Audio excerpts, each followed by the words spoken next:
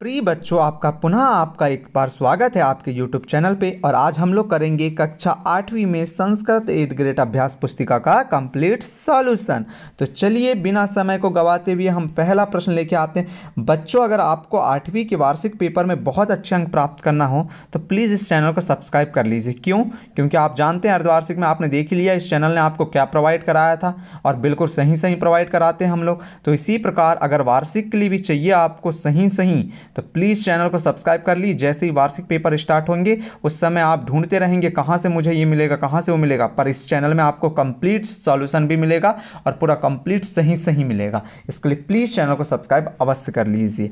तो षष्ठ पाठा हमारा है स्वामी विवेकानंद। आज हम लोग स्वामी विवेकानंद के बारे में पढ़ेंगे। इस चैप्टर को हमने तो समझा दिया था पहले भी, इसलिए हम लोग यहाँ पर थोड़े जल्दी से इस चैप्टर को समाप्त करते हैं क्योंकि अगला वीडियो आपको देना है।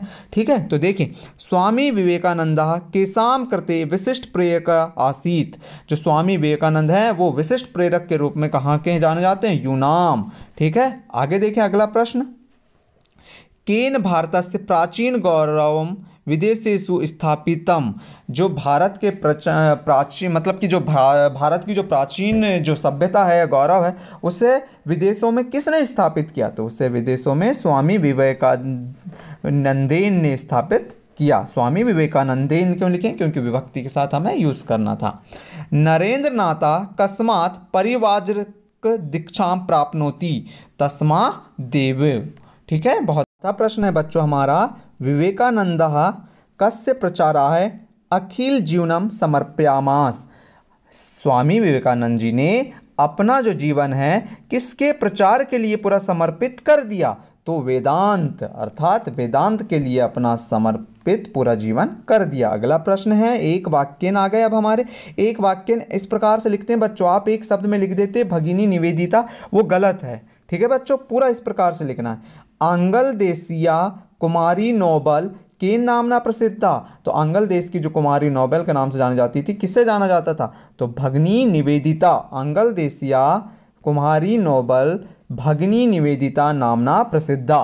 तो भगिनी निवेदिता को आंगल कुमारी नोबेल के नाम से जाना जाता था आंगल राज्य में। उपनिषदस्य ध्येय वाक्यम किम यम विवेकानंद जीवनम आधार्यात्। स्वामी विवेकानंद जी के जीवन का मुख्य आधार वाक्य क्या था?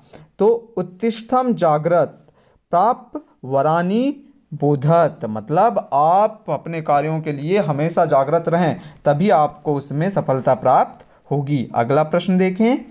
भारतस्य प्राचीन गौरव विदेशेषु केन स्थापितम। भारत में प्राचीन जो गौरव है, प्राचीन सभ्यता, उसको किसने स्थापित किया? अभी ऊपर आया था अपने को ये प्रश्न।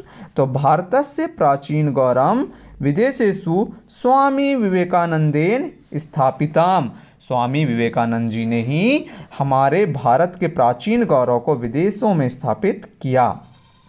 अगला प्रश्न है, स्वामी विवेकानंद विषय किमर्थम पठित्वम।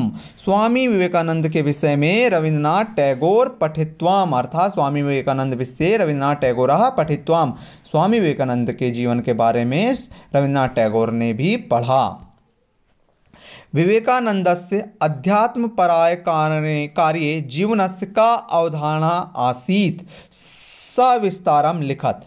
तो स्वामी विवेकानंद जी के जीवन का मुख्य आधार जो था, उसका जो उन्होंने जो वाक्य दिया था वो क्या था?